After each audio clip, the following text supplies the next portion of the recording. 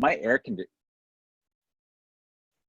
my air conditioner is on. Is it bothering anybody? Can you hear it humming or anything? I I don't. can't I hear it. can't hear it. Okay, cool. That's great news. All right, so here we go. Give me 1 second here.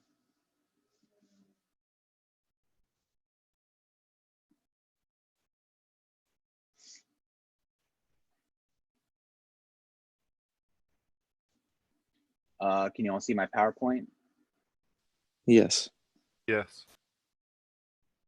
1 second. Expand this.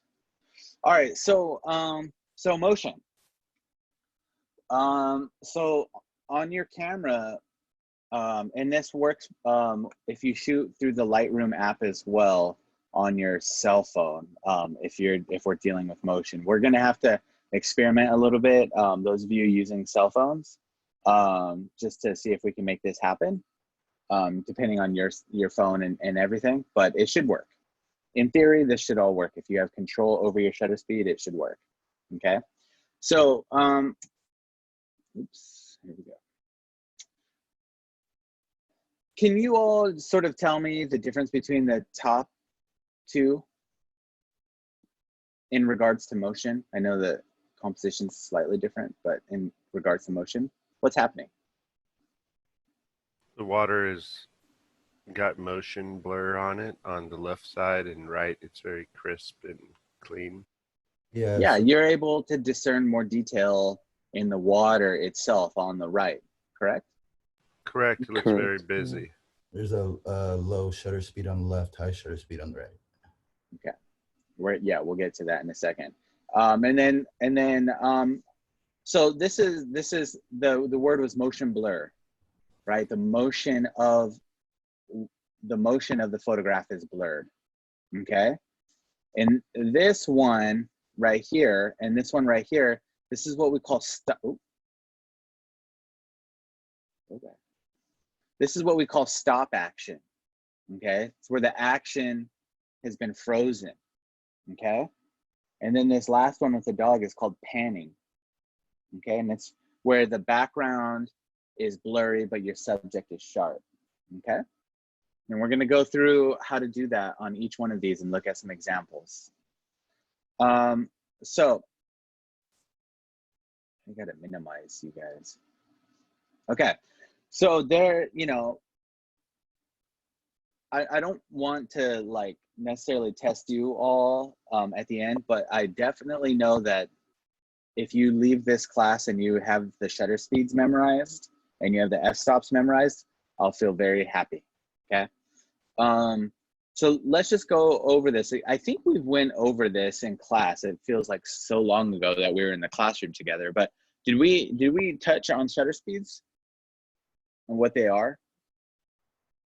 You told us to not shoot anything under, I forget if it was 1/60th or 1/30th of a second without a tripod.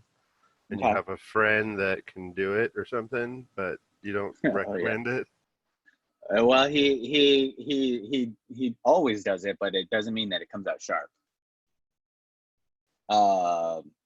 So basically the shutter speeds, they represent a fraction of a second until we get to obviously 1 second and 2 seconds. Okay, these all represent a fraction of a second, right? So 1/1000th of a second is a very fast shutter speed, correct? And 1/4 of a second is much slower than 1,000th of a second. Does that all make sense? This is about as deep into math as we get. So just what, as the number, over on this side, as it gets the what is this, the denominator? As the fraction increases, the shutter speed goes quicker. Now, if a shutter is opening and closing quicker, does that mean it's giving less or more light? Less light. Exactly.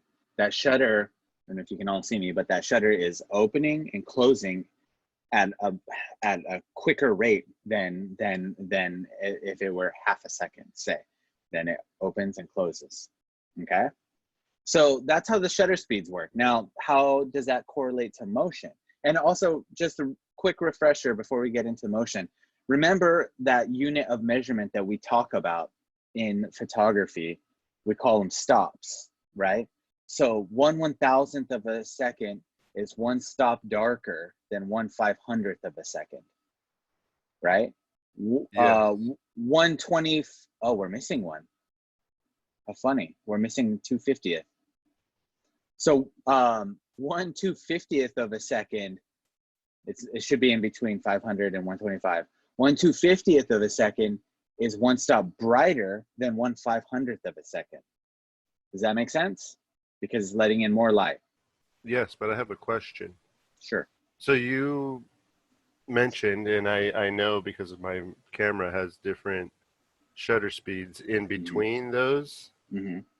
So when we're looking at stops, the reason we need to memorize these is because these increments are what the stops are at, right? Not the in-betweens.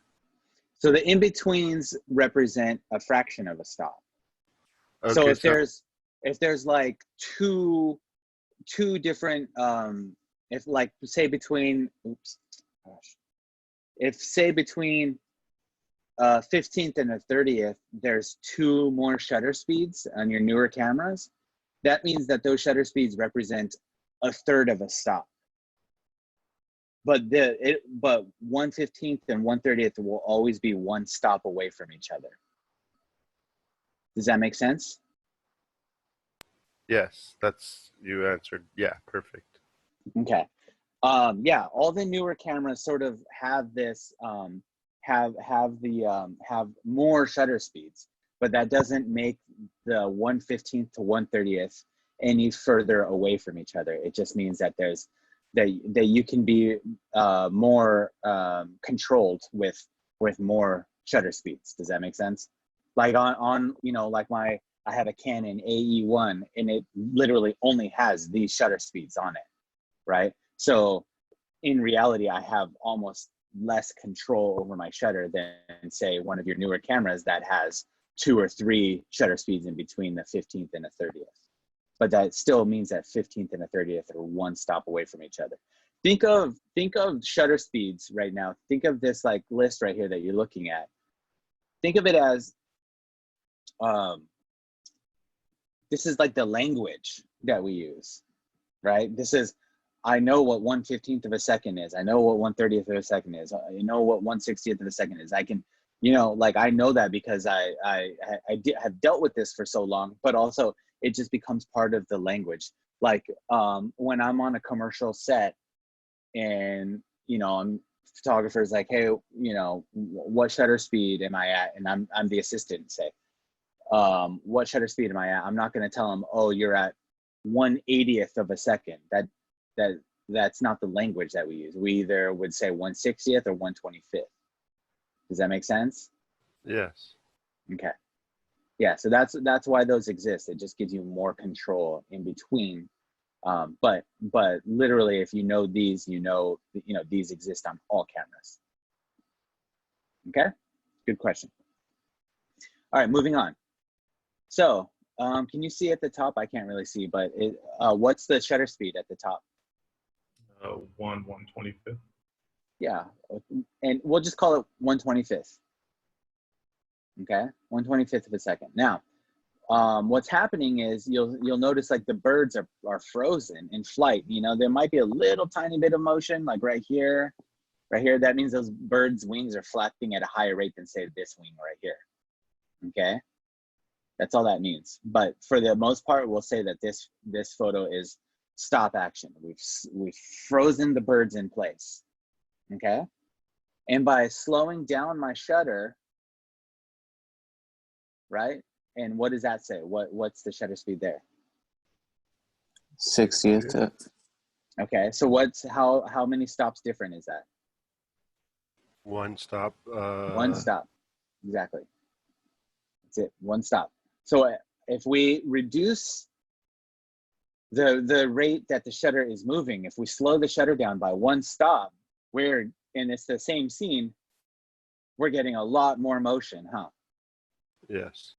Okay. And then let's do it again. What is that? What's the shutter speed there? 1/8. 8. Okay. So what's happening to the birds there? Misty mornings. Yeah, you're barely getting anything because those birds are moving. They're moving, and at an eighth of a second, the motion blur is so much that you can't even make out any details. Now you can even see this gentleman walking right here. This person is in motion as well. Now that this person is walking at a slower rate than these birds are flapping their wings. That's why the birds are not coming out, but this person is. Does that make sense to everybody? Yes. Yes. Okay. If not, let me know. Professor, I have a question. Sure. Since this is 1/8 and it has like, and it's slower and it lets in more light, does that mean the background just becomes more clear? Because in the other ones, I noticed they were like really dark and blurry. Yeah, that's a good question. So, so what ends up, so for sure, at an eighth of a second, this person put this camera on a tripod, right?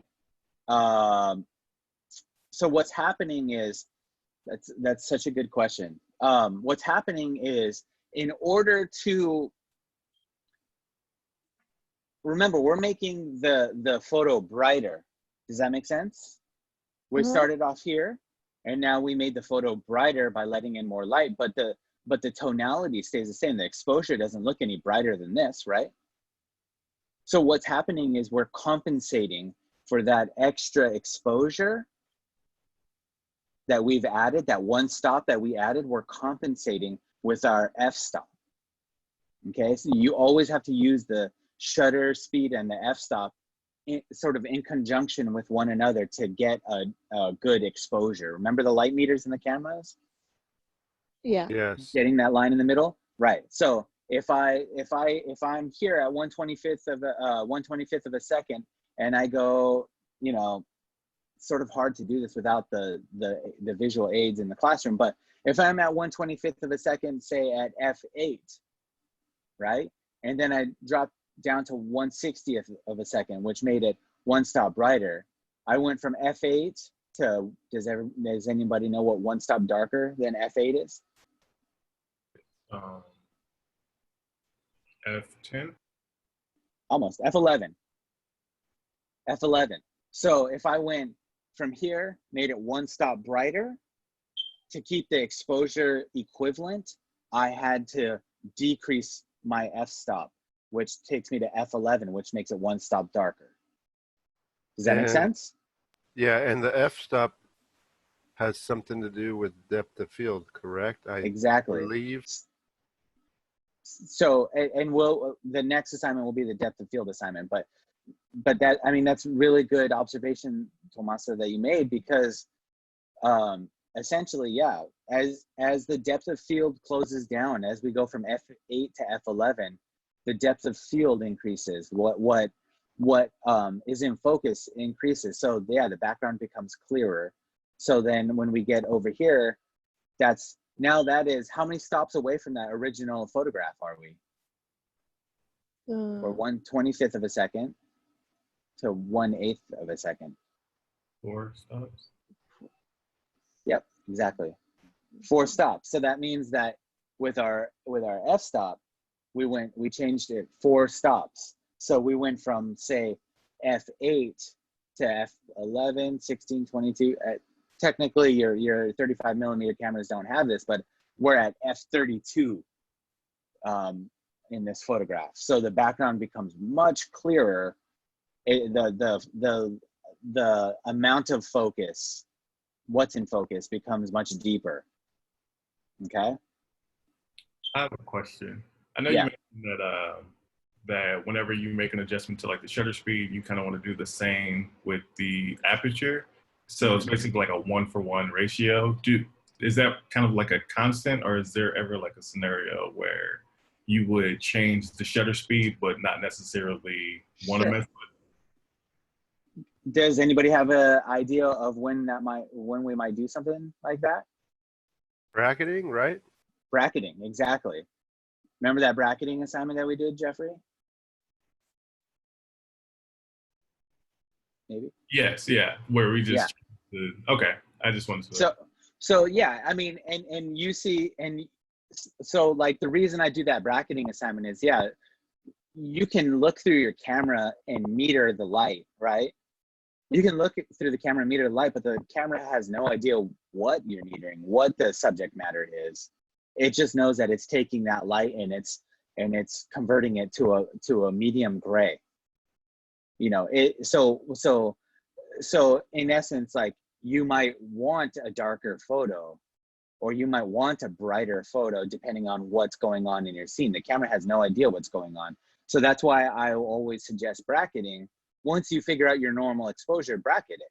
You know, if we're shooting if this, say that we were shooting this as a stop action photograph, right? And we shot it at 1/25th of a second.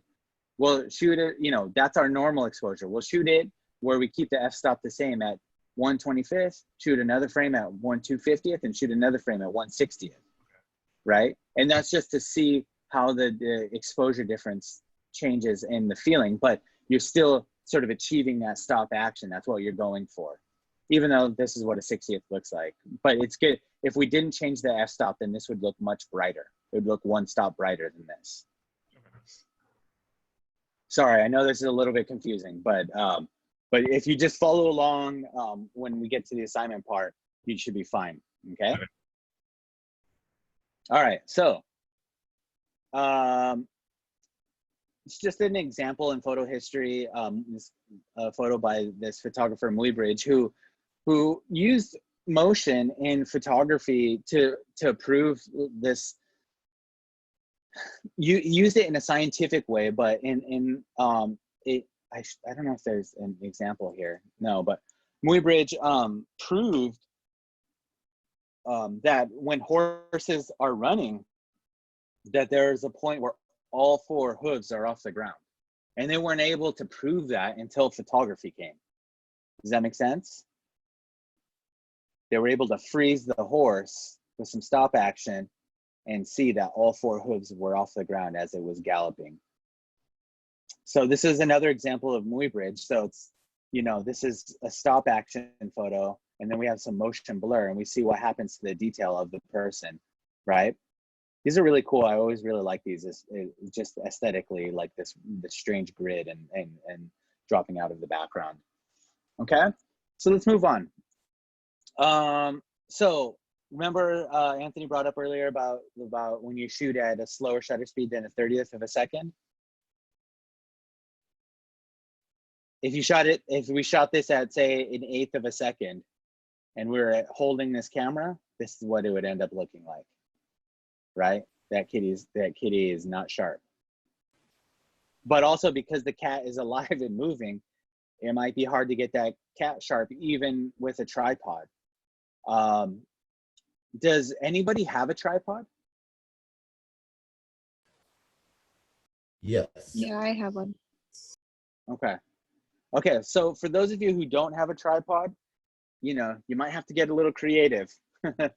I don't want to tell you to go out and buy one or anything, but you know, you can get pretty cheap ones. That's definitely a possibility.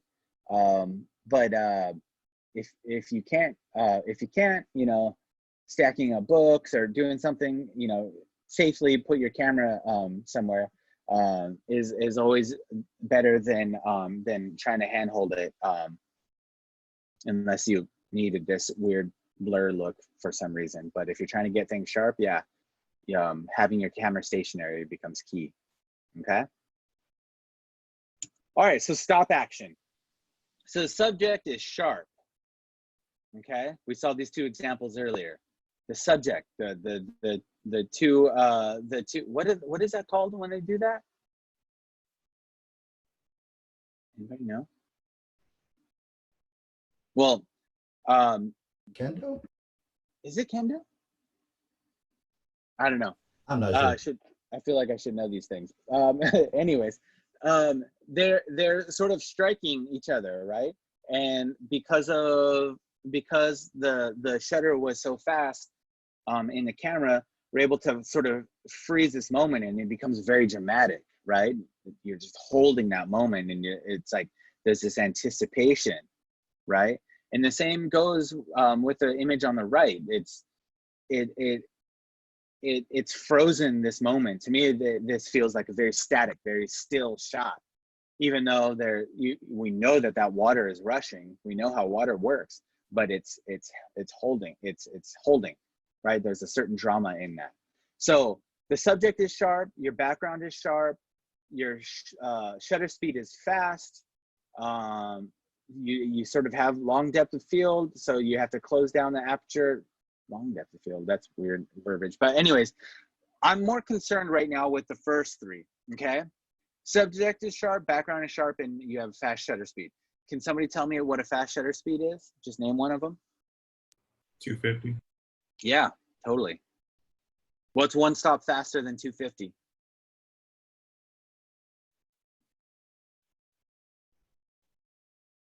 $500. Exactly, 500. Is 1/500th darker or brighter than 1/250th? Darker. Darker, exactly. Good job. So I would say that a faster shutter speed is anywhere between 1/25th of a second, which is sort of like you're really pushing it.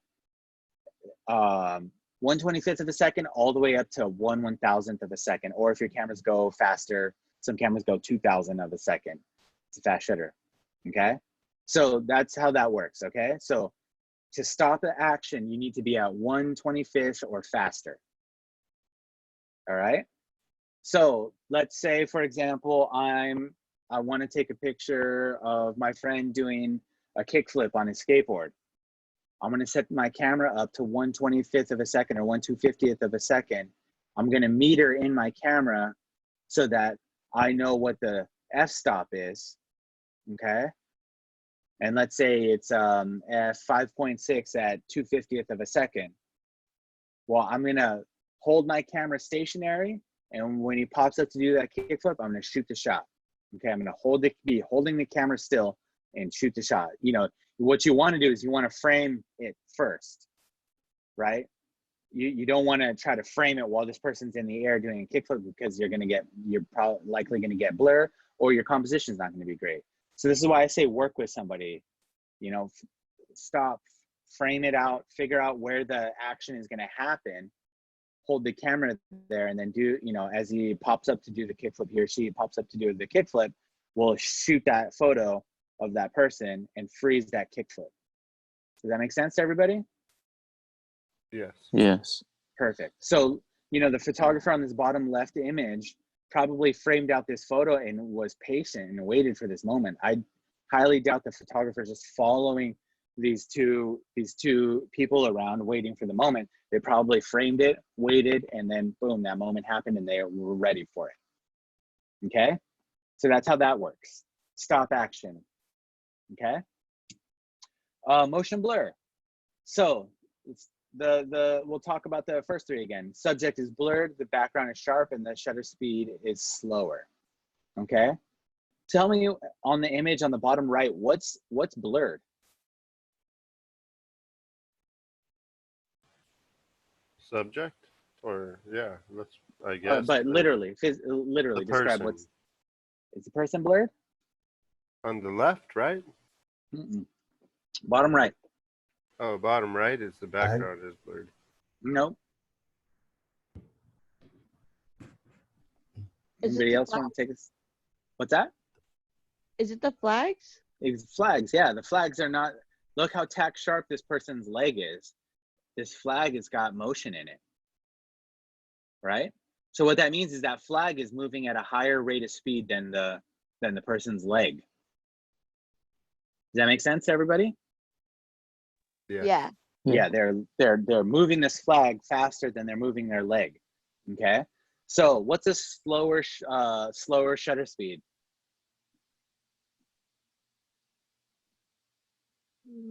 It has the shutter open longer. Yeah, but just name one. 1 second. Half a second?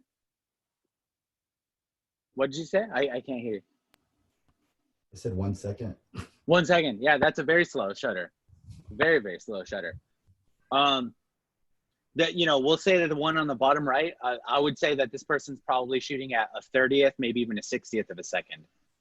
Okay, that which is sort of pushing the, you know, a 60th of a second is pushing the sort of boundaries of motion blur, right? This person, the person is still sharp, but the flag is what's being blurred. Okay, so but this one on the left, that one, chances are that one's an 1/8 of a second, a 15th, 1/8, maybe even a 1/4 of a second, assuming that this person is on a tripod, right? So now so now shooting at that shutter speed with the camera on the tripod, you really sort of are blurring out the person. So like we said before, the rule is sort of like anything slower than a 30th of a second, you need to be on a tripod, right? So we could potentially have shot this thing with this person on the swing at a 30th of a second, but they likely would be less blurred than if we shot it at an 1/8 or a 1/4 of a second. Does that make sense to everybody? Yes. So to get to that point, you would definitely need a tripod or a way of balancing your camera so that it's still. So I have Okay. a question. Sure. So 1/30th is, I guess what you say is needed for a tripod. Is there people or photographers that might do 1/60th because they are more shaky and that's what they've chosen as their cutoff point? Yes, absolutely. And it also comes down to like, what is your sort of style sometimes, you know? Like some people, it's like a little bit of motion blur in their photo. It adds a little bit of sort of cinematic quality to their work. Some people want everything tack sharp from the front of the photo to the back of the photo. And they use all kinds of strobes and lighting to make sure that everything is tack sharp, right? So it just depends on what type of photographer you are in the end. If you really, really want everything to be tack sharp, you could use a tripod. You could use a tripod the entire time. There's, you know, there's some photographers I know that never take their camera off a tripod. You know, and in large format photography, some of my large format images, you cannot use a camera without it being on a tripod. It just doesn't function handheld. Okay. So yeah, absolutely. Good question. So what's the range on the shutter speed for a motion blur? So yeah, let's get into that. So like I said before, a 60th of a second is the fastest you would want to get your shutter. But that's, you know, you have to also consider when you're doing motion blur, the rate at which the person is moving. Does that make sense? The rate at which they're moving. If somebody is walking very slowly or barely moving their arm and you shoot it at a 60th of a second, chances are you're going to freeze them, right? But if somebody is sprinting and you shoot them at a 60th of a second, or if a car is driving by at, you know, 70 miles an hour and you shoot it at a 60th of a second, you're going to get blur, right? It just depends on what the subject is. So 60th of a second, you could get motion blur depending on the rate of speed that the subject is moving. Now, if somebody is walking really slow and you shoot them at 1 second, but you have your camera on your tripod and you shoot them at 1 second, well, you're still going to get some blur no matter how slow they're walking. Does that make sense? Yes. Yeah. Yes. Another example is, you guys have seen probably a photo of, you know, in Joshua Tree or something like that, of the night sky, right? If you leave your shutter open for 5 hours, what happens to those stars? We become aligned. They become aligned because the Earth itself is moving. The Earth is rotating, so those stars become lines streaking across the sky if you leave your shutter open for like 4 hours, right? If you shoot it at, you know, 30 seconds and you shoot the sky, well, the Earth is rotating slower than that. Does that make sense? But at 4 hours, yeah, you'll definitely get some streaking across the sky of the stars. Cool? It just depends on the rate of speed that your subject is moving. Somebody give me a affirmation that they were cool.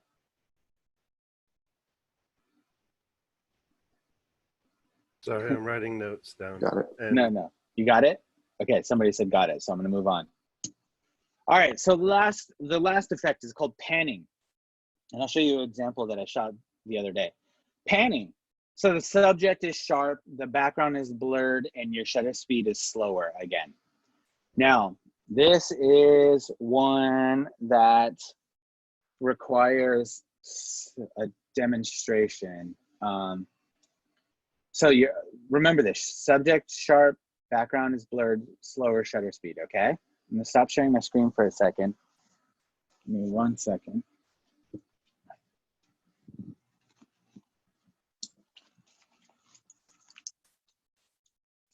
Okay, can everybody see me? yes. Okay, so if I'm shooting somebody, remember that picture of that dog that we just saw right now? If I'm shooting that dog and that dog is running by, even if I slow down my shutter to say 1/30th of a second, and I point my camera at the dog and shoot the photo, the dog is likely going to be blurry, right? Does that make sense? Yeah, That's just motion blur. Okay. So now let's say, for example, because I can see you, Jeffrey. Let's say Jeffrey is, I don't know, riding his bike, right? He's riding his Harley. Jeffrey probably has a Harley at home. He's riding his Harley by, right? So instead of shooting a photo of Jeffrey riding by, what I do is I find Jeffrey over here to the side and I follow him as he rides by. And when he gets right into the part of the frame that I want to take a picture, I shoot the photo and I keep moving. I keep following him. Okay? You don't go here, shoot, and stop, because you're not gonna, then he's gonna be on the wrong side of the frame. Does that make sense to everybody? So Yeah. as Jeffrey's going by on his motorcycle, I follow him, boom, shoot, and I keep moving with the camera. Okay? Make sense? Yes. So in this photo, Do photographers go as far as to put tracks down and mount it on like a moving tripod? no, I mean, I haven't heard of that. But just using a tripod, your tripod, if you really like it using tripod, your tripod usually has a function that you can swivel the camera around, so you could use that to follow. Okay, and we'll see more examples of all these things in a second. But yeah, I've never heard of a photographer putting down tracks to do that. At that point, you're just filming them when you put tracks down. Right, I gotcha. Okay. Okay, so the subject is sharp, so we followed that dog, right? And the dog still is relatively, has some motion blur in them. So we'll see some better examples in a second. But the subject is sharp, the background is blurry, and the shutter speed is relatively slow. Okay, this dog could have been shot at a 30th, 15th, somewhere in there, I would say. Any slower, and I would feel like the dog's head would be more blurry than that.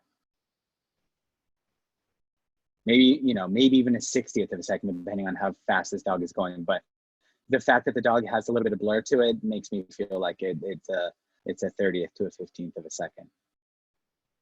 Okay. All right, I'm gonna move on. So here's some examples. Just call them out. Which of the three it is? It's either panning, stop action, or motion blur. Stop action. Stop action. Exactly. Action. Exactly. Call it out. Stop action. Stop action. Stop action. Perfect. Is that a helicopter? It is. Oh. Not really motion blur.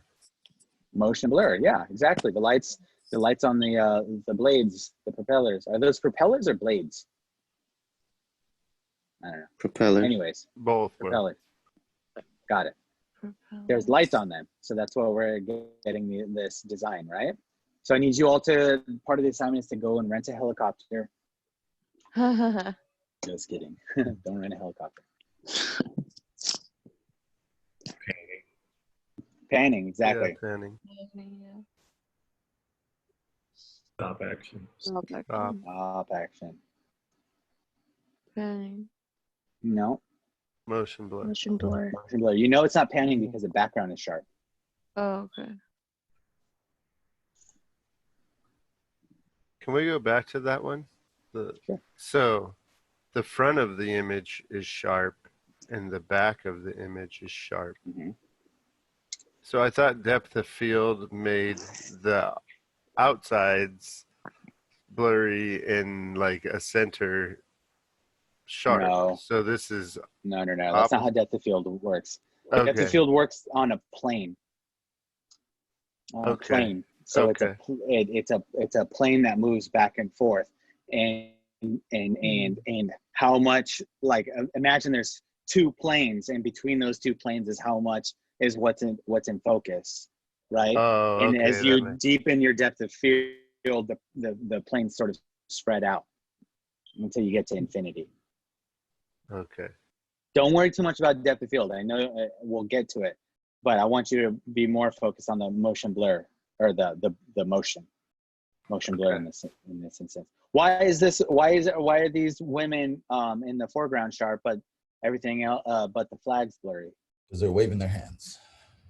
And what does that mean? Their hands are moving faster than bodies in the background. Exactly. Very good. Motion Motion what? blur. Motion blur. Yeah, this is all motion, hopefully. Oh man, bad parenting. Stop action. Mhm. Stop action, right? Yes. Stop action. Stop action. Yeah, there's special equipment that you can use that they use the flash for this, and there's basically a laser beam that bullet travels through, and when the bullet travels through the laser beam, the flash flashes faster than the bullet's moving. Does that make sense? So Yeah. that's how they get images like that. Pretty cool. Stop action. Stop that. Stop action. Exactly. So some student examples.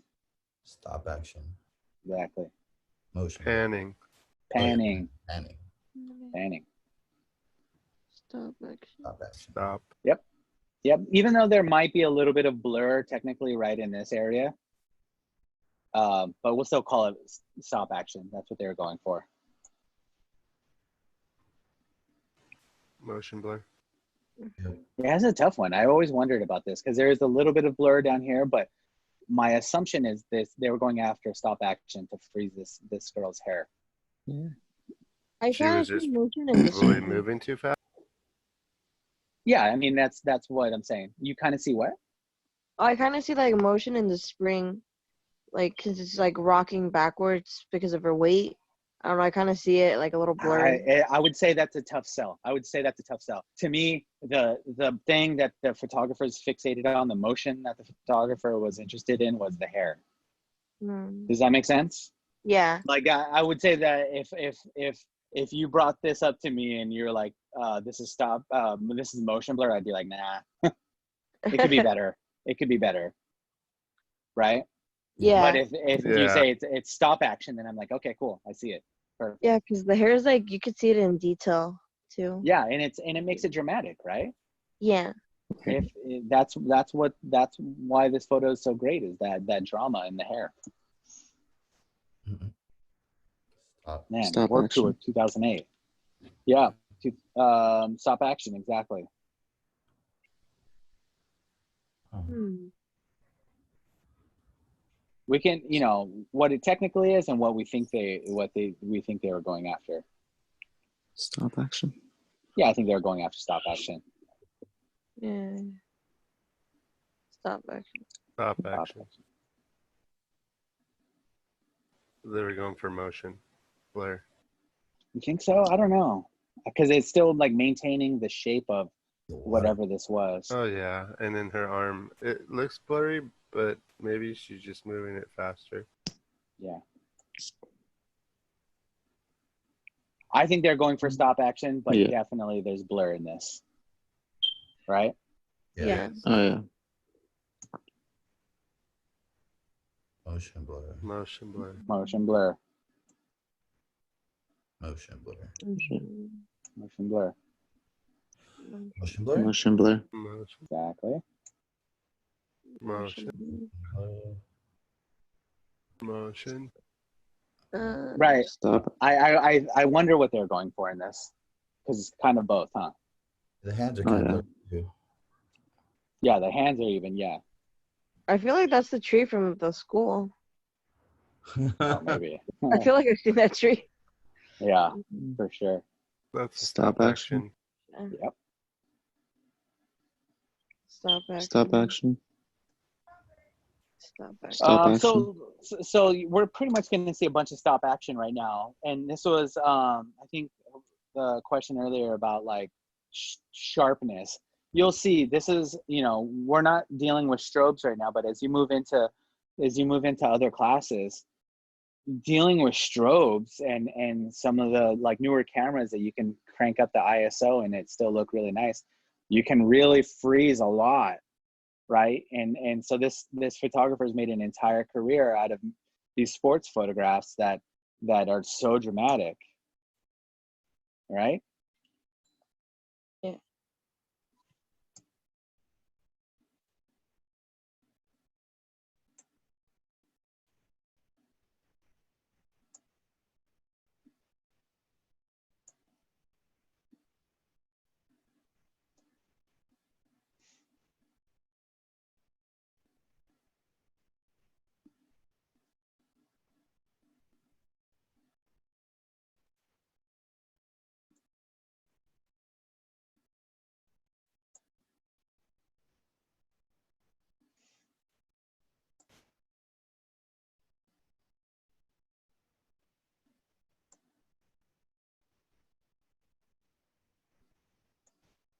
Dude, this suit blows my mind every time I see it. What is that? Does anybody know?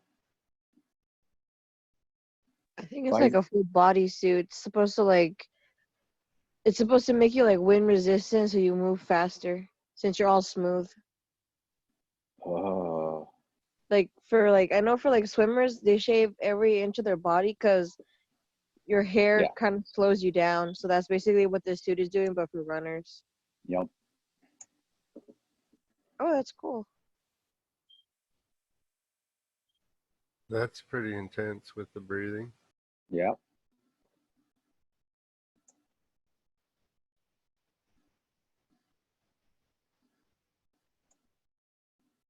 All right. So, obviously cars move, right? That's the whole, you don't want a car that doesn't move. So the whole way that we sort of market car in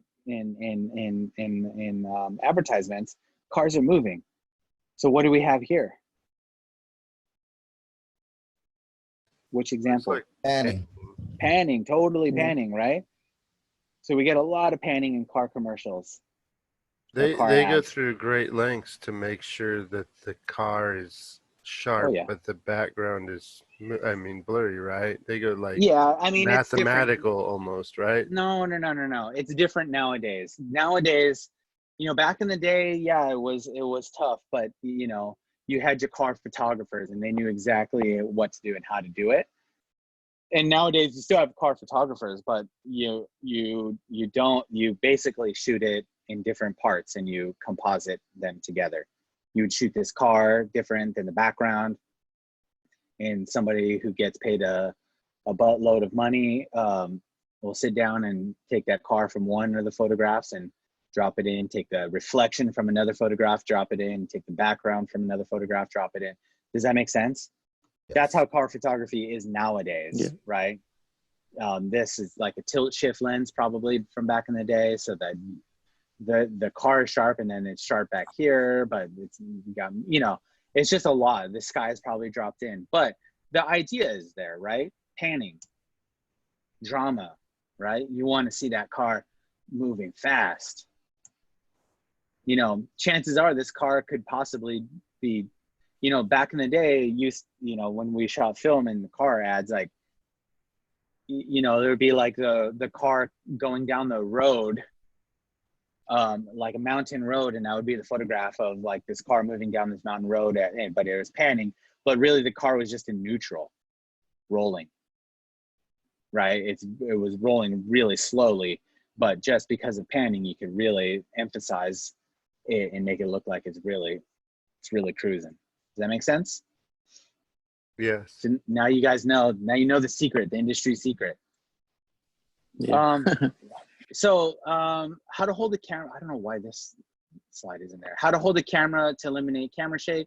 Yeah,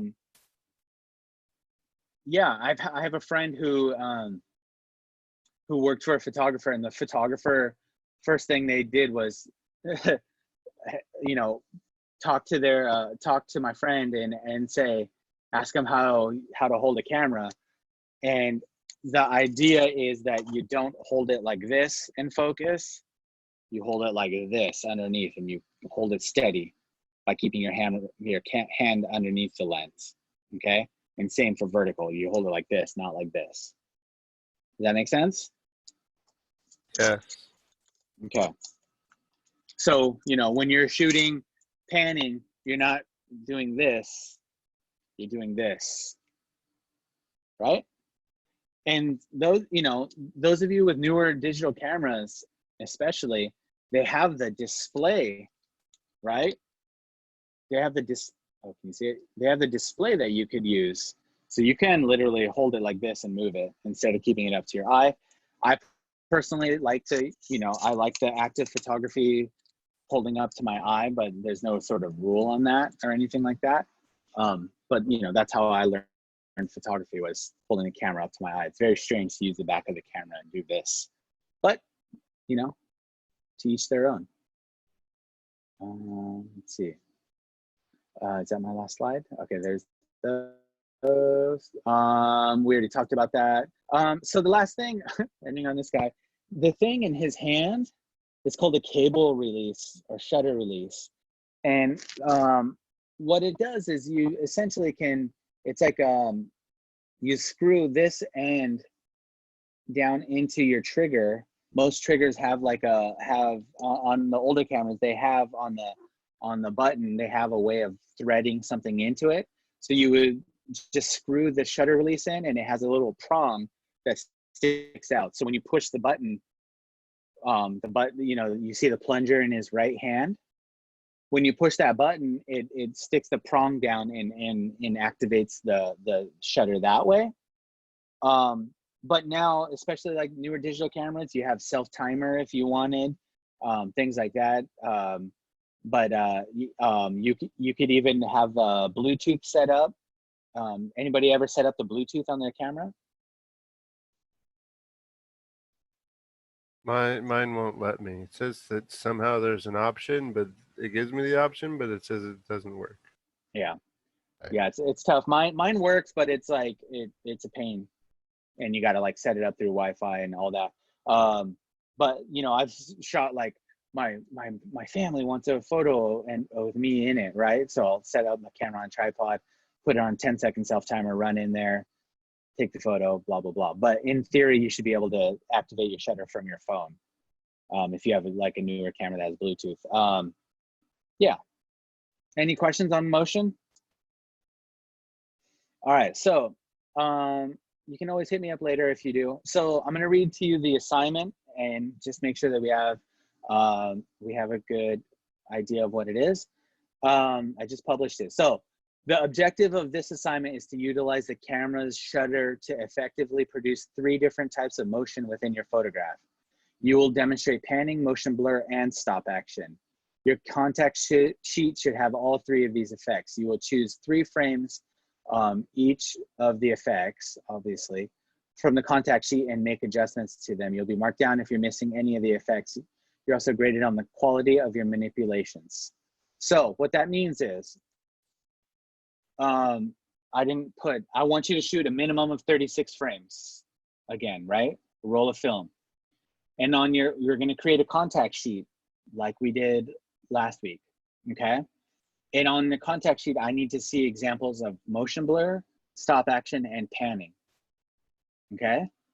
And then once we've looked over the contact sheet together, what you're going to do is you're going to go back into Lightroom and you're going to adjust. We're going to pick 3, obviously, one panning, one stop action, one motion blur. You're going to make adjustments to them, and then you're going to export them and turn them into me.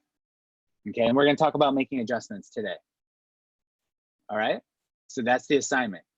You need, what I would say is those of you who have kids, grab your kids, grab a bicycle, grab a scooter, grab something, and have them demonstrate these things. Now.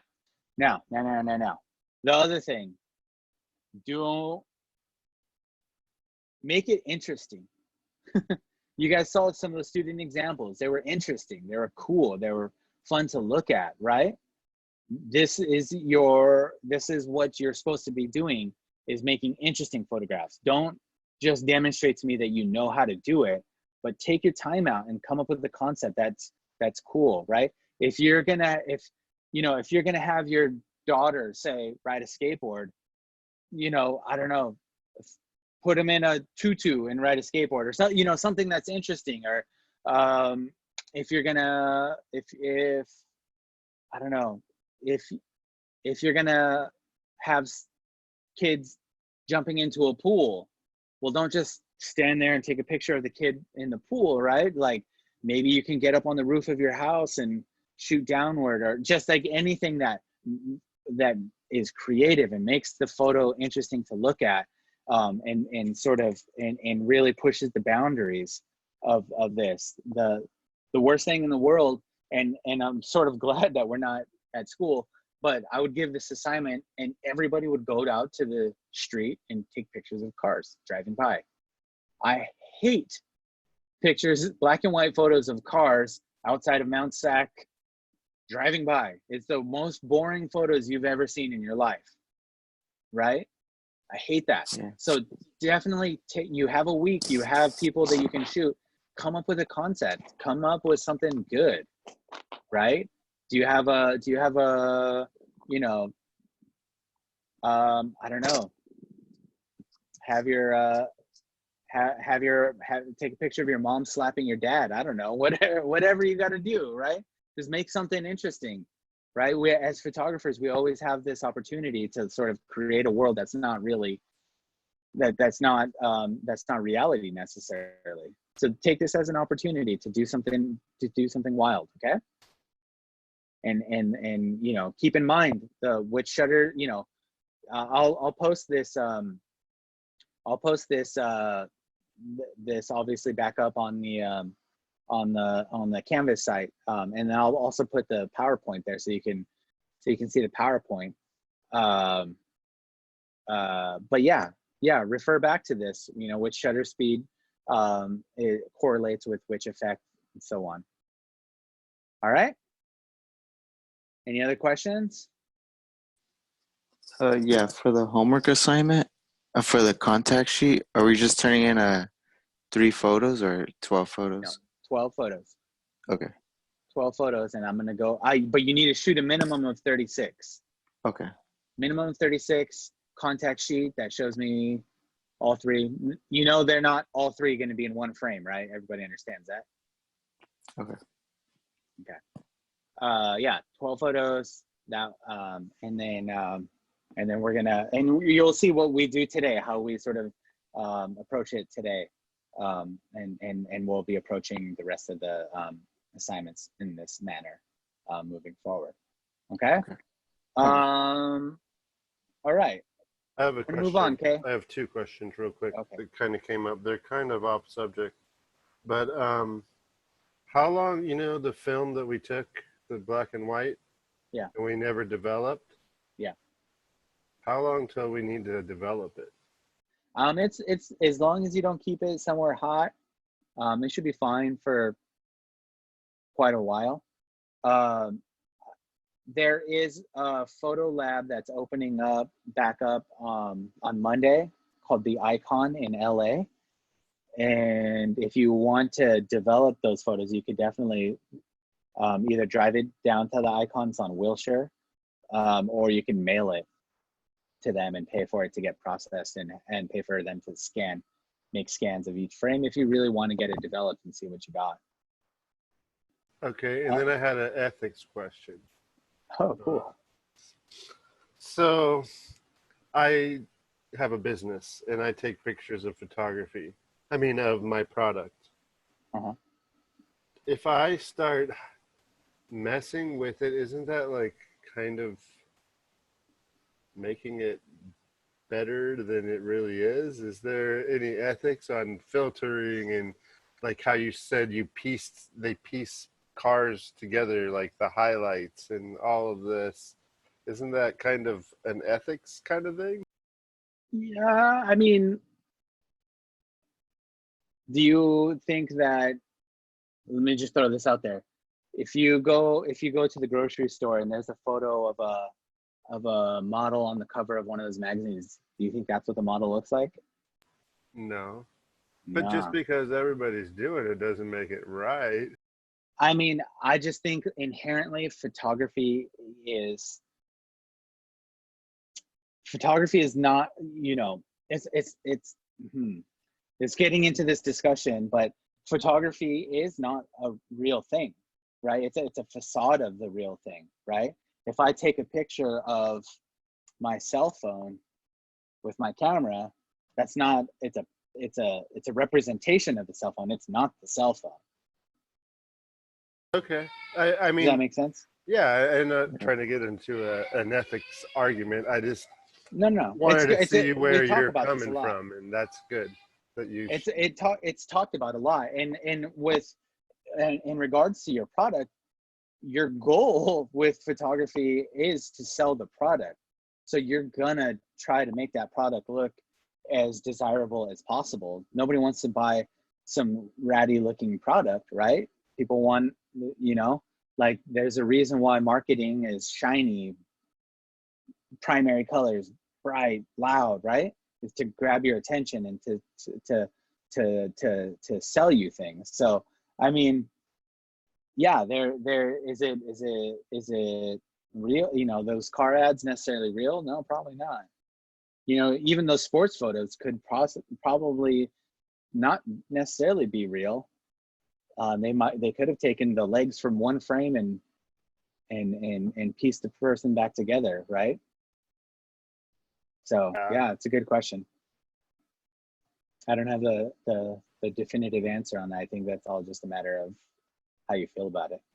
No, and I'm glad that I asked the question because I got your point of view and it makes me see the other side. So now I could more easily make a decision on how I feel about whatever that ethics question, that argument. Yeah. I mean, I'm teaching Photo 24, the advanced photography class. And the first thing we sort of do is skin retouching. The second thing, skin retouching is a tough one, right? It's like, to what degree do we retouch a person's skin? You know, if we're shooting a head and shoulder shot, am I going to sit there and say, well, you didn't remove this person's, all their pimples or all their blemishes? You know, but maybe the point of the photograph is that it's an accurate representation of the person. Well, if that's that case, then why would we be removing anything from that person, right? Right. But the reverse is true. Like, yeah, but this photo is to sell skincare products. Do you want to show a person with bad skin necessarily? If you're trying to sell skincare products, probably not. Probably want to clean that up, right? It just becomes a matter of what, you know, where that photo lives and what the intentionality behind the photo is. Perfect. Awesome. Okay. All right. 1 second here.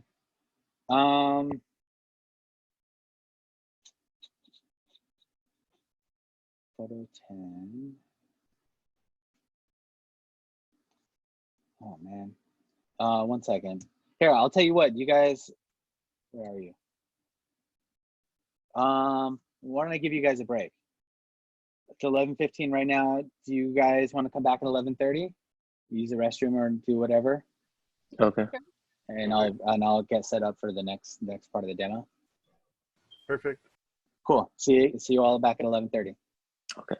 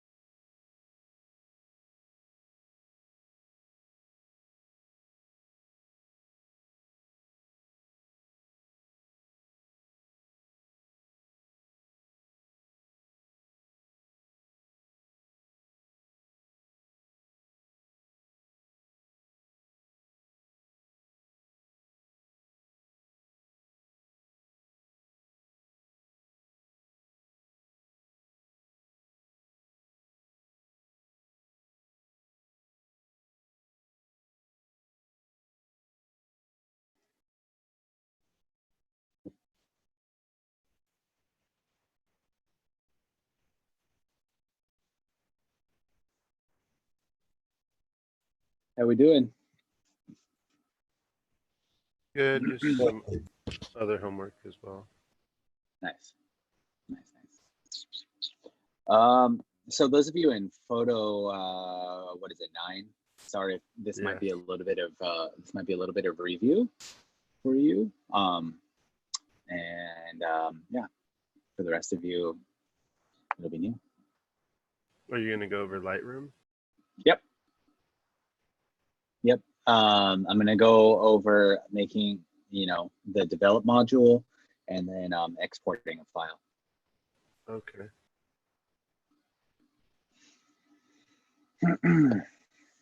Who are we missing? Lorenzo. I wonder if he's coming back. Would it offend you if I stepped away? I've seen this like 3 or 4 times. I'd do it. No, but stick around for just a second so I can tell you what my expectations are. Oh yeah. Okay. But yeah, if you actually, there's Lorenzo. We'll do this. I was gonna do breakout groups and talk about your contact sheets. Why don't we do that first then, and then you can take off after that. Okay. You sent me a contact sheet, right? No, I hadn't been able to shoot my subject. I have that scheduled. That's what I was saying at the beginning of the Oh, talk. got it. Which Got contact? it. What was the assignment? I forget what. One. For What was it? relationships? It was the relationship portrait. Or are we doing the one from the first contact sheet? No, I think the relationship one. There was nowhere for me to send mine. Yeah, where did you want to? It's not open to Darn it. submit. I'm messing up here. Hold on. Is that where you wanted like a headshot, a detail shot, a motion shot, an environment shot, and I think it was one other. Give me 1 second. I downloaded the oh shoot. Where is it?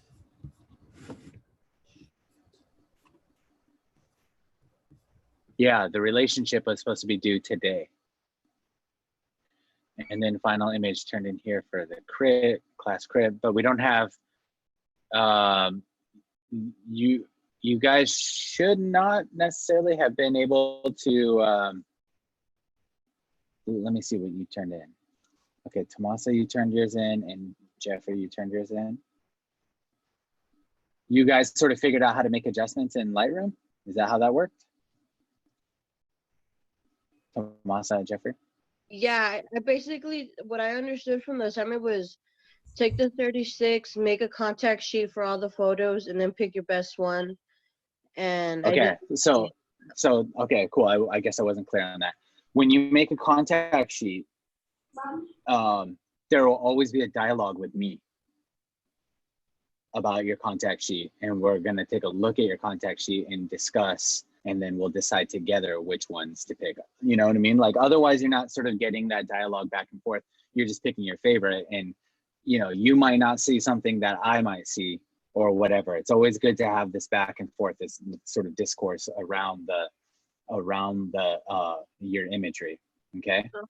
Yeah. This is how we sort of build this idea, this way of looking is by discussing. That's why the contact sheets are so important. Okay, I feel like I've sort of messed that up. Okay, let's do this then. How about I'm gonna show you all just how to make some adjustments, and we'll make the contact sheets do. Okay, we'll push this off then until next week. I want the contact sheets from the relationships turn them in to, let's see. Turn them into the module, don't, let me see real quick. Can you all go to your canvas real quick? Mm-hmm.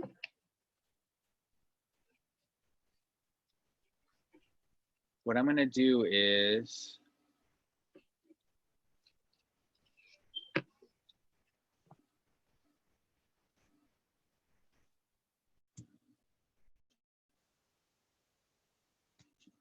Okay, what I'm gonna do is this. You guys all see the relationships assignment? Go to assignment, go to relationships.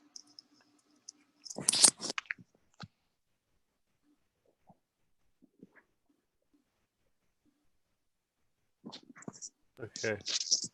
Okay, we're there. Yeah. So under relationships, your final image you're going to be turning in where it says final image will be turned in here for class crit. That's where your final image is going to go. So Jeffrey and Tomasa, I want you guys to redo yours, okay? Yeah, that's fine. Okay. But what I want to be turned in and like submitted through the assignments, like how you normally submit assignments, is the contact sheet. Okay. So just Okay. submit the contact sheet there. Make your contact sheet and submit it to the assignments. Then we're going to talk about it next week.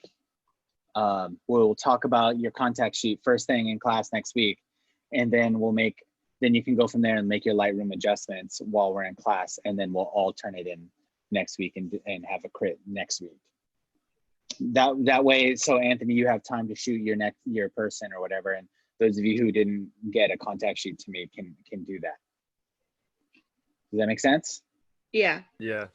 Yeah. Okay, so get me a contact sheet into the assignments by next week, so that then we will go into breakout rooms.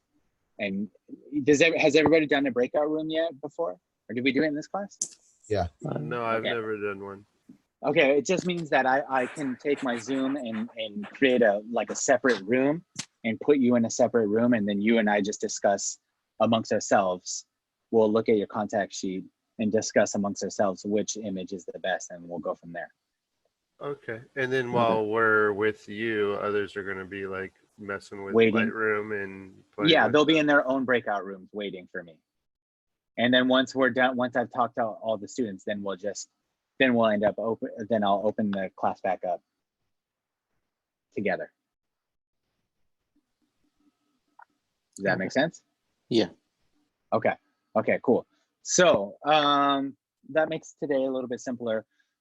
Basically, I'm just going to show, if you guys want to take off, that feel like you already know this. It's up to you. I'm sure there's more information every time, but if you got to go, you got to go. But I'm going to show you how to make Lightroom adjustments and export the file according to the specs that we have for the assignment. Okay. Here we go. All right, so here's my file. Here's my, what is, I wanted to show you guys this because I shot this week. What is this an example of? panning. Panning, exactly. So I shot this guy on a bike riding by, and as they were riding by, I followed them, shot it, and kept moving my camera so that I could get that nice panning effect, okay? So once you sort of like figure out, once we decide together which file we're gonna work on, you're gonna locate that file, and you're gonna come over here to this tab up here called the Develop tab. Okay, and this is where we start to make a bunch of our adjustments in Lightroom. Okay, now up at the very top here, you see this is called a histogram, and this represents all the tonality in this photo. So all the way to the left is the blacks. You see it says blacks right here, and all the way to the right is the whites. You see it says whites. Okay. In the middle is basically between the blacks and whites, and everything else is in the middle between those 2 points. Okay. Now what that means is you'll see on this gray part of the histogram, you see a bunch of gray all the way over here to the left, right? Well, that gray represents all the dark tones in this photo, the blacks. There's a lot. There's basically no highlights. There's this little tiny bit right here on the bicycle, right? But otherwise there's no highlights. And then you see the other colors back here. Those are different color channels and how they get represented on this graph. Okay, so the histogram is always really helpful, really useful to sort of see where all the tonality in your photo lies. Now, if you took a photo and everything is all the way to the left, chances are your exposure is pretty bad, or Same vice versa. If it's all the way to the right, your exposure is probably not the greatest. Now, this exposure is dark. It was shot at night. It's sort of meant to be dark. So that's why it's there. Now, right underneath that, you see the metadata. You see that it was shot at 4,000 ISO, which is not the greatest, but you know, I have a pretty decent camera, so shooting at 4,000 ISO is not the end of the world. I certainly would never make a big print of this, but you know, it'll hold up pretty nicely as far as like projecting it digitally. It was shot with a 50 millimeter lens. I shot it at all the way open on my lens, which is 1.8, and you can see I shot it at 1/8 of a second, right? So that's my metadata. Now you drop down here, you have we have these different tools in here. Now the only tool I'm going to talk about today is this first tool on the left, this box. It's your crop. Okay. Now depending on how your crop is set up, it might look a little bit different, but essentially because I have this original set and it's locked, that means it's going to keep the original aspect ratio. Meaning if I make a crop, I click and drag, and it will always, as I increase the sides, it will increase the top and the bottom. I'm sorry. As I increase the sides, it'll increase the top and bottom at the same ratio to keep the same 35 millimeter ratio as what I shot. Some people are really married to this idea of this original aspect ratio. Okay, so you know, if I wanted to just crop the person in the bicycle out, you know, let's give them some direction. You know, I could do it like that, and that'll keep the original aspect ratio, not the size, but the aspect ratio. Now,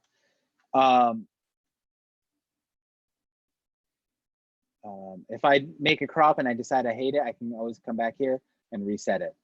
Now,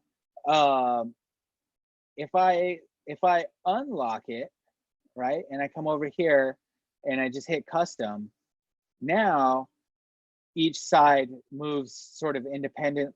No. If I unlock it, each side moves independently of one another. Does that make sense? So maybe I want to crop it into a vertical, which I don't know why I would, but maybe I want to crop it into a vertical. That's how you would do that. You have to unlock the aspect ratio. Okay. So I'm going to reset it again. So that's how you use the crop tool. There's a lot more to it, but for now we're just going to go with that. If you want to crop something out, that's how you would do it. Now, don't worry about the profile for now. Let's just leave it at camera standard. I want to drop down to the next part. This is your color temperature. This is how we affect the color in the photographs. You have two sliders, and you'll see the temperature slider is blue on the left and yellow all the way to the right. Okay, and those numbers right there, that 3700, that's kelvins. So that deals with the color temperature. So as we move the slider to the right, the color temperature gets colder, gets bluer. As we move the slider to the left, it gets warmer. So let's see how that looks here. Let's make it all the way cold. There, it's all the way blue, right? And as I move it to the right, it becomes warmer, warmer, warmer, so on. So that's 50,000 Kelvin. Okay. Now, it started off at 3,700. Okay. Now drop down to tint, and this is your green and your magenta. Okay. Now there's a lot of green right here because the color of the light was green. So if I move this slider to the left, you'll see it starts to become more neutral, but eventually it's going to become too neutral, right? And now it's going to be way too magenta, right? And the same goes for the other direction, where it started off was really green, and as I move it, it gets greener and greener and greener. Okay, so that's how that works. Now, I personally, when I get to working on my files, I like to use these custom functions as a jumping off point, right? I'll scroll through these different custom functions, and it's a white balance setting. It's numbers right here in the temperature and tint for these sort of presets. Okay, what I do is I'll go through them and to kind of get a feel of how this image looks with different color settings. So first I'll go to auto, see what auto looks like. Okay, still pretty green, pretty yellow. Here's daylight.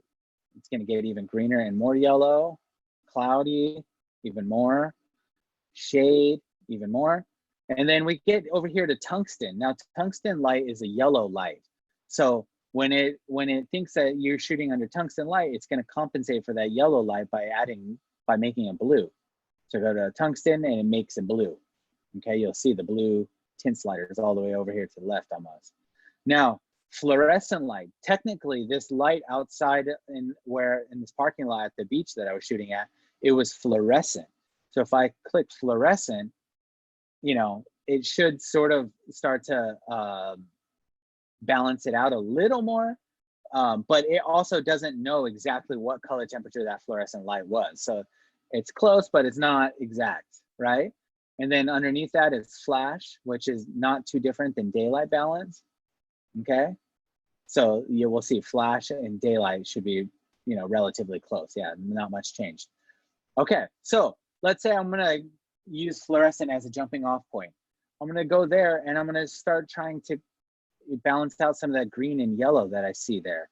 So I'm gonna take this slider and move it to the right and just start to balance some of that out, maybe right there, maybe add a little bit of blue, you know, something like that. That's sort of getting to the idea of a neutral, you know, that's probably what this asphalt looks like. That's probably what some of the cement looks like, but it's still not exactly right. But it's a jumping off point. It's somewhere that I can now take some creative control and say, man, to me, this looks a little boring, right? And when I start to really balance some of that stuff out, it starts to lose some of that look that it had, okay?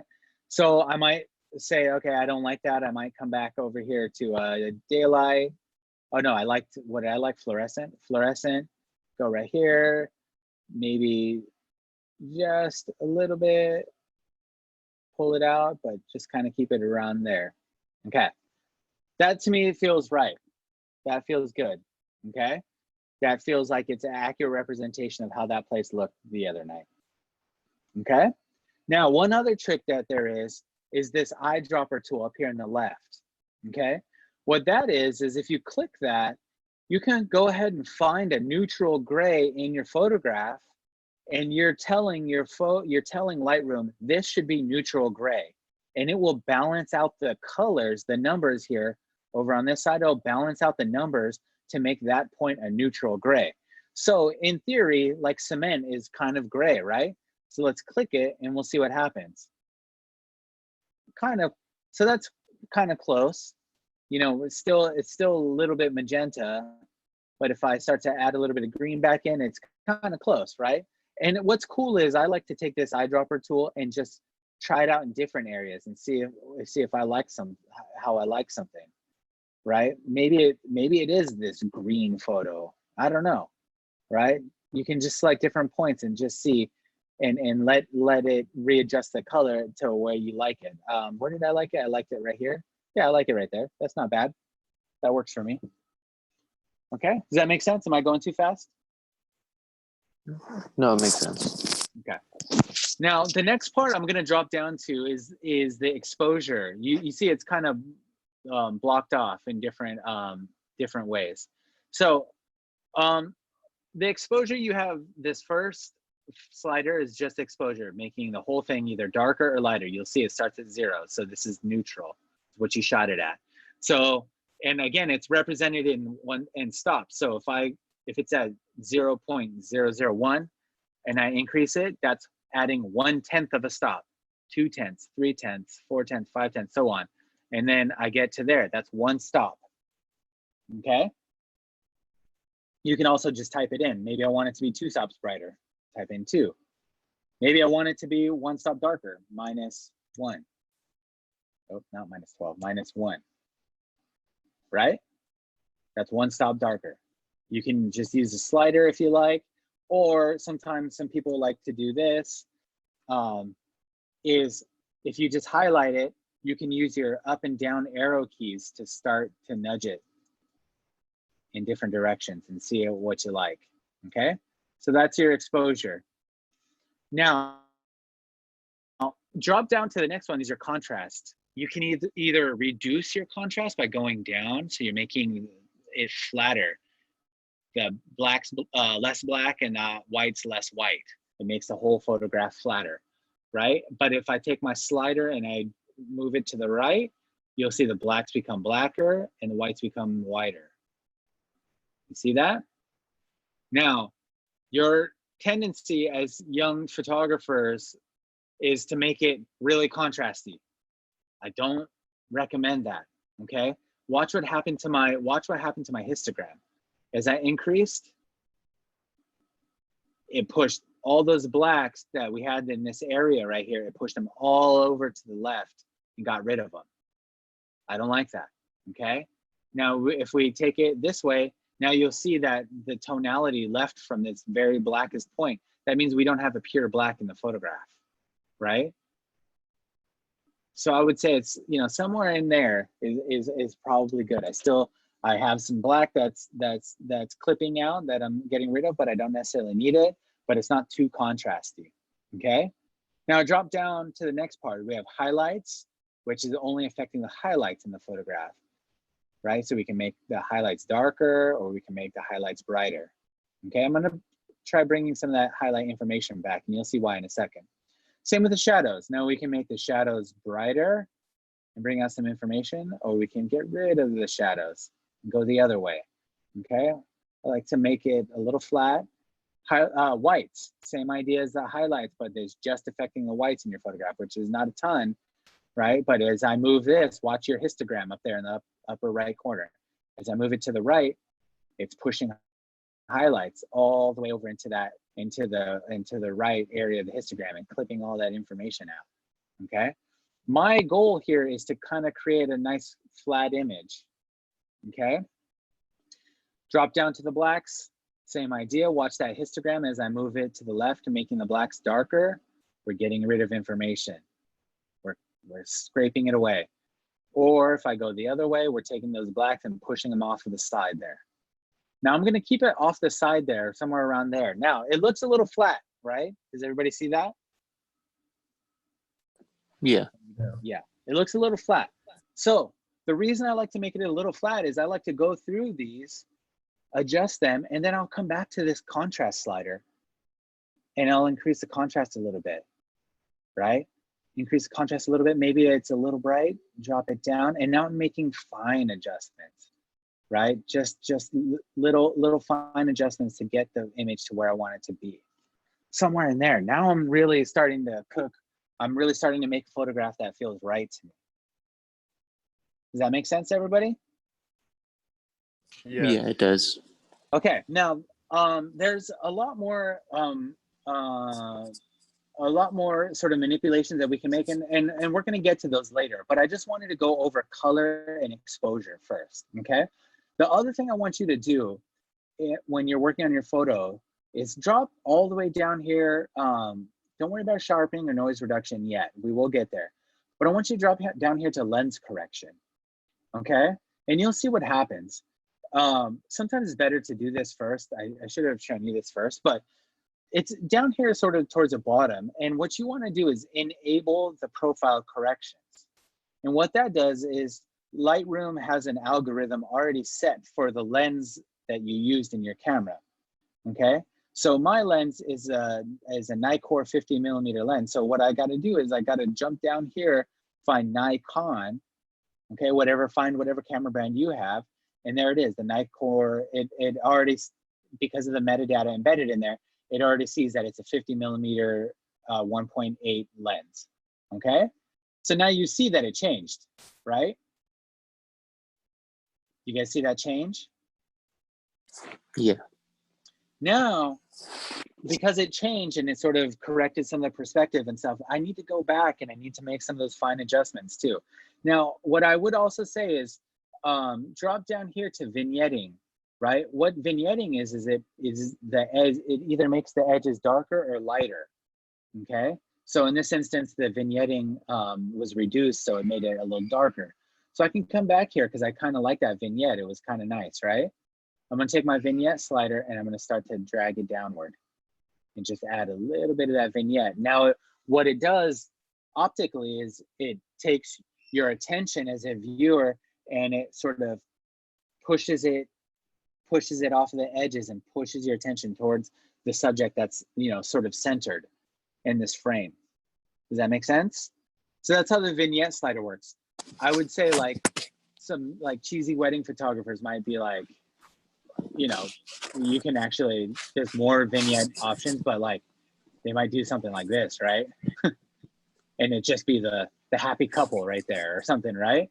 So be you know, don't get too wild with your vignette. Just the idea is just to kind of keep your attention away from the corners there, and push your focus and your optical hierarchy towards the center of the frame. All right, does that make sense? Yeah. Yes.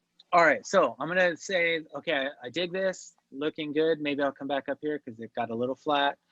Again, come back up here to contrast. Just throw a little bit more contrast. There you go. Nice. Okay, so the last thing I'm gonna do is I'm gonna come over here to library and I'm gonna export this.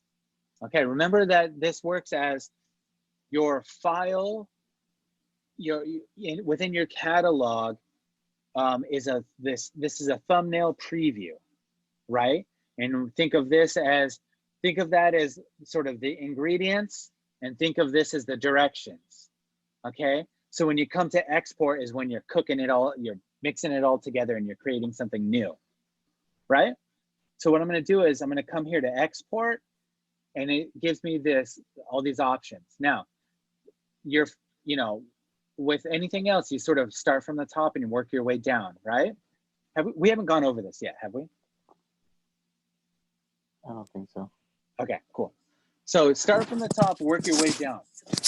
So first thing that we're going to do is export location. So we're going to go to a specific folder, okay? Sometimes it defaults to same folder as original photo or desktop or documents folder or whatever. I'm going to go to specific folder and I'm going to choose this folder, okay? Now I'm going to come over here. I already have a Photo 10 folder. So desktop, Photo 10. And inside Photo 10, I have this motion folder, and this is where the raw file is. So I'm going to put it in there. Now that's also the same thing as copying it to the original location, but I just wanted to show you all that's how you would find a different location, okay? So I hit choose. Now I see right here, users, Hiroshi Clark, desktop, Photo 10, motion. It's going to go in this motion folder. Okay, I don't ever put anything in subfolders or add it to the catalog or anything like that. That's the only thing that I ever have to manipulate. Sometimes I just want to put something on the desktop and just go there, right? Hit desktop. So go back to specific folder, it's maintaining. Now I'm going to drop down to the next part, file naming. This is important because I give you all like sort of specific naming conventions, right? So let's say this is my panning assignment. I'm going to come up here to custom name, and then you'll see right here custom name. So I'm going to change it. I'm going to change it to Clark _ panning. Now I see right here the example Clark _ panning.jpg. Did everybody see that? Yeah. Yes. Yeah. Cool. Now I'm going to drop down. Now there's a video option. This is not a video, so we don't have to worry about it. Next part, image format. As we start working on different files, we're going to jump over here into TIFFs and PSDs. But for today and for the next time, we're going to keep it as a JPEG, okay? The color space is going to be sRGB. It's a small color space, but it's sort of perfect for viewing on the internet, which is how we're working currently, right? So leave it at sRGB. In the future, we're going to be working with Adobe RGB 1998, okay? But for today, sRGB. Now, next part, image size. I believe it defaults to height and width. If I go 14:3, that's a weird height and width, and it's going to crop my image. I don't want Lightroom to crop my image. I want to determine what my crops are, right? So what I always use is long edge. I want to know what the long edge of the photo is going to be. In this example right here, is the long edge the horizontal dimension or the vertical dimension? The horizontal, the one, Right. yeah. Right. This is the long edge, right? So Yeah. I'm going to make it 14 inches by 150 DPI. Okay, make sure it says inches, not pixels or centimeters. 14 inches by 150 DPI. Again, as we move on into the other assignments, we're going to be changing this resolution to 300. We're going to work on these files at full resolution, but for now, we're just going to export it as 150 DPI so that you can upload it easily to Canvas. Okay, so 14 inches by 150 DPI. That's basically it. Now there's output sharpening. I don't really ever mess with. Metadata, you can embed some information into your metadata if you'd like. We'll get into metadata later. Watermarking, I don't like to watermark my images, but some people do. And then post-processing, there's some presets or what you can do after post-processing, but we don't really get into that. After I get to image sizing, I'm done, okay? Now I hit export. Remember, what happened is we have our thumbnail preview, right? The ingredients, right? We come over here, the directions, okay? Now I come over here and I'll take a look. In my motion folder, you'll see that this .nef, that's my raw file, okay? This is the raw file from my camera. Let's see if it'll load it. This is just a preview of it. That's my raw file, okay? Now I created a new JPEG, which is this. You guys see the difference? The raw Yes. file is flatter. The raw file does not have any of that lens correction that I made, right? This is how I exported my photo. So you'll see Clark_panning.jpg. That's what I'm going to turn into class. Does that make sense, everybody? Yes. Yeah. Yes. Cool. Yeah. Revisit that, revisit this conversation if you get lost, okay? But that's essentially what I would want you to turn in. Now, one last thing. I don't necessarily see this as a color image for myself. I'm a big fan of black and white. So the last thing is come over here to black and white. Maybe you want to see it as black and white under Lightroom, under develop. Hit black and white.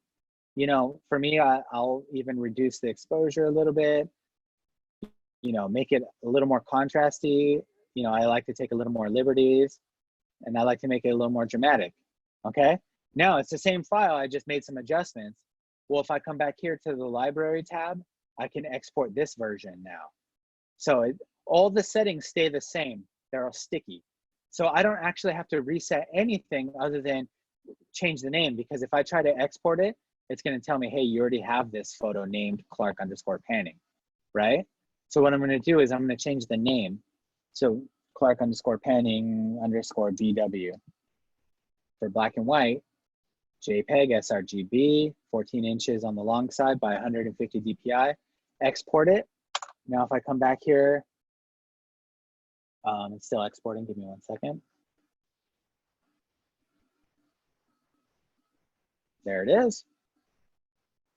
Okay, now I have a black and white version.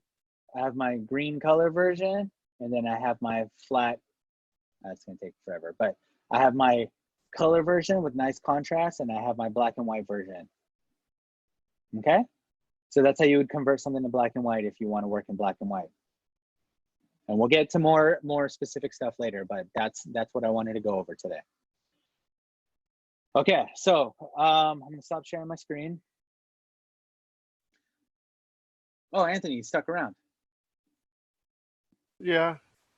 Okay, cool. Well, thank you, appreciate it. No worries. All right, so let me just hear one more time what the assignment is, what we're gonna work on, so that I'm aware, so that we don't have a disconnect again. Anybody? So, you want to hear what our perspective of what we're Yeah. supposed to do? Let's just make sure we're on the same page. So, since I haven't done it yet, I got to take a minimum of 36 photos of my subject in different various styles or modes. And then I need to make a contact sheet And later, we're going to discuss that contact sheet on what we see fit as the best shot. Okay. And then we're going to make Lightroom adjustments after that in class next week. And then we're going to turn that in and we'll have a crit next week. I have the motion assignment published already, but it's due in 2 weeks. So if you've already shot the relationship stuff, you can get started on the motion assignment. If you want to hold off and just work on the relationship stuff and then shoot the motion assignment next week, you can do that as well. Okay. But just moving forward, every time you shoot an assignment or anything like that, we're going to be discussing the assignment. We're going to be discussing the contact sheets together so that you sort of see a different perspective and a different way of looking at your images. And then we'll go from there. Okay. Jamming. Sweet. All right. Everybody have a great week. All right. You too. You too. Cool. Thank And I'm you. around until 2:30. So throw me an email if you want to hop back on Zoom if you have any other questions. Okay. Okay. All right. Thank you. Cool. Take care, you guys. See you next week. Thank you. You Have too. a nice week. Bye. I have a quick question.